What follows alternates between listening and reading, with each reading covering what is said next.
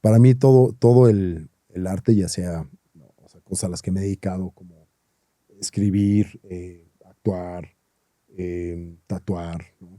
Artes plásticas y demás, em, lo abordo de una manera sencilla, es decir, em, creo que la premisa inicial es, veamos qué pasa si, ¿no?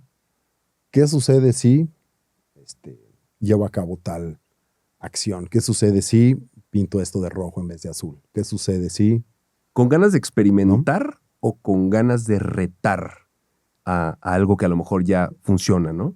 Mm, creo que más con curiosidad de ver, o sea, qué sucede en ese proceso, en esos intercambios y cómo se modifica tu propia subjetividad y por ende la manera en que interactúas con el entorno. Ok, ok, Eh, ok. Estaba checando acerca de un poquito de tu background ajá. y ignorancia mía claramente, pero no sabía que tú te vas a Estados Unidos y estudias, o a lo mejor puede estar mal, corrígeme, pero religiones comparadas, ¿es Simón, cierto? Simón, nadie se lo espera, ¿no? Y según leí, había sido en la Naropa University. Es correcto, sí. Digo, terminé mi oficio más fijo durante muchos años, 10, 15 años, ha sido tatuar, ¿no? Que ha sido es un oficio muy noble y que me ha permitido viajar, conocer muchos tipos de personas, aprender un chingo y desarrollarme como artista. Sí. Pero, en efecto,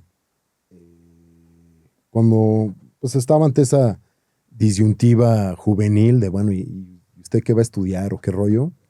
Decidí que uno quería irme lejos, ¿no? Eh, lejos pues de la familia, de la casa familiar, de todo lo que eso implicaba o pudiese implicar para un adolescente.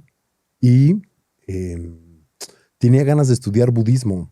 El budismo me ha interesado desde que tengo probablemente 13, 14, 15 años. Mm, me pareció más razonable sus planteamientos y a mí siempre me tomé demasiado como a pecho o muy en serio esa cuestión de, güey, o sea, en dónde estamos, de qué se trata este desmadre, qué va a pasar, te mueres, no te mueres, qué es el pecado, cómo te salvas, o sea, todo ese desmadre siempre me pareció muy angustiante. Sí. Nunca me lo pude llevar como a la ligera. Y quería estudiar eso, quería estudiar budismo y encontré esta universidad. Que según leí, Ujú. la Naropa University en Colorado básicamente es la única universidad budista acreditada en Estados Unidos, que la funda un maestro tibetano. Creo que ya hay otra que se llama Maitripa Ujú. en Portland, pero durante muchos, muchos años, décadas, sí, Naropa fue la única universidad donde podías tú sacar una licenciatura en estudios budistas, ¿no? Y sí, la fundó Chogyam Trungpa, un maestro, un ex monje tibetano que se fue a Estados Unidos y, este, digamos que transmitió adecuadamente muchas cosas sobre el budismo.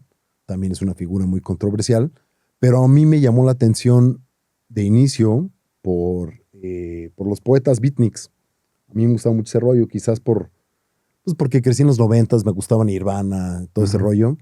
Y yo veía y me gustaba como indagar en ese entonces, pues uno tenía que ir, leer revistas o leer libros sobre pues, los artistas que a uno le gustaban o te gustaba escuchar o cuya música impactaba tu vida. Kurt Cobain me parece un artista sui generis y muy original en su momento. Sus letras hasta la fecha me parecen formidables, notables. Y Y dado tu edad, esa época de los noventas bajos, pues fue donde más resonó, ¿no? Donde fue la época no, de pues Nirvana y demás, ¿no? era adolescente escuchando grunge, ¿no? Y el grunge y la adolescencia se llevan poca madre, ¿no? Claro, claro. Y sí, o sea, entre sus referencias o influencias o inspiraciones estaban los beatniks, ¿no? Ya sea Jack Kerouac, William Burroughs y sobre todo Allen Ginsberg, ¿no? Que fue del fundador de esa universidad y alumno, es decir, Allen Ginsberg era budista, de Chogyam Trungpa, este monje tibetano. Ok. Del fundador. Sí, ¿Cuánto tiempo estás en Colorado? em, 4 o 5 años, o sea, una carrera, una La licenciatura acaba. básicamente. Y cuando terminé, digo, fue una experiencia increíble. Pude dedicarme a estudiar esmeradamente todo lo que me interesaba sobre budismo y además en un entorno, digamos, académico, ¿no? O sea, no de secta o de como involucramiento, digamos, devocional, sino con M- un sesgo más académico. más como una filosofía y no como una religión, vamos a decirlo así. Una Mm, filosofía de vida y no una religión. no sé si eso sería completamente preciso, Ajá. pero sí con un poquito de distancia, ¿no? Ok. O sea, con un contexto, digamos, sociohistórico y con como pues, parámetros críticos para ver qué es o qué no es, ¿no? Ahora, en esta Ujú. misma licenciatura, ¿comparas al resto de las religiones, como lo dice el nombre, religiones comparadas, o haces una especialización en budismo? Ambas cosas, o sea, creo que pues había un tronco común y ahí, bueno, pues estudias como desde teorías de la religión, o sea, Marx, Freud, Weber, o sea, sociológico, económico, político, etcétera.